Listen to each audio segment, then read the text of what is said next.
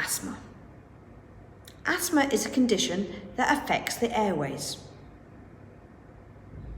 The airways are the small tubes that carry air in and out of the lungs. When a person comes into contact with something that irritates their airways, then it can cause an asthma attack. Things that are common triggers could be exercise, pollen, cold air, and chemicals. When they have an asthma attack, the muscles around the walls of the airways tighten, so the airways become narrow, and the lining of the airways becomes inflamed and starts to swell. Sometimes sticky mucus or phlegm builds up, so that can further narrow the airways. All these reactions will cause the airways to become a lot narrower and irritated, making it really difficult to breathe and leading to someone having an asthma attack. 1.1 million children in the UK are currently receiving treatment for asthma. There is a person with asthma in 1 in 5 households in the UK. Asthma is common, but you must always treat it seriously.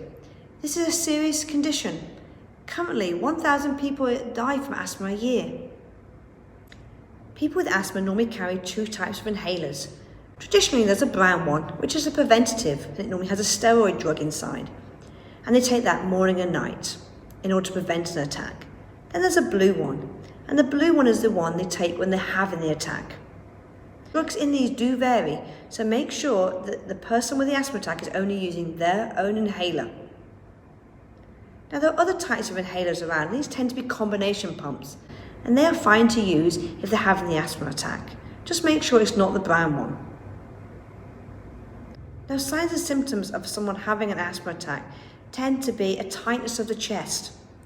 They will tend to go very pale, very wheezy noise when they're trying to breathe or speak. And they tend to curl up in a ball and hunch their shoulders over. As soon as you suspect someone's having an asthma attack, make sure you encourage them to take their inhaler.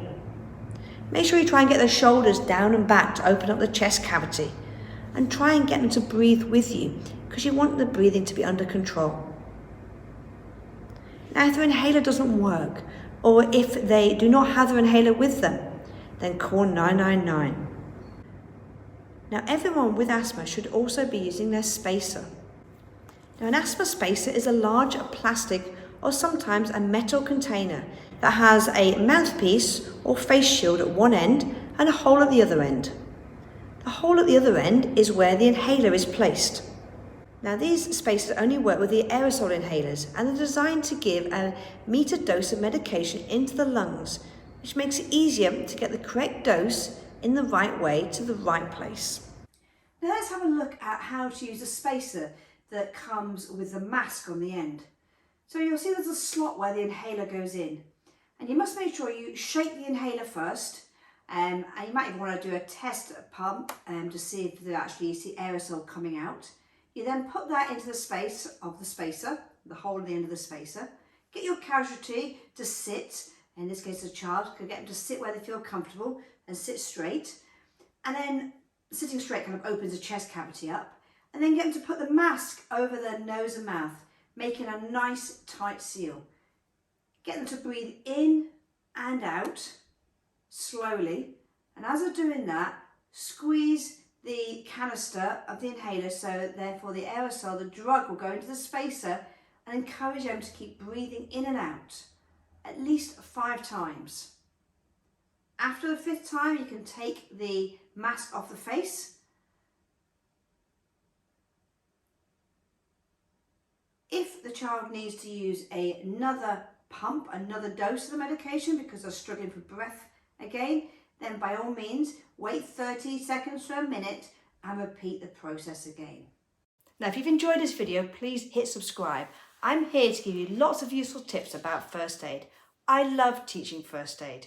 I've also produced lots of e-learning courses for you as adults, but also I've got lots of free children's first aid courses where I teach them important life-saving skills. And I'll leave a link in the description below for you so you have access to them.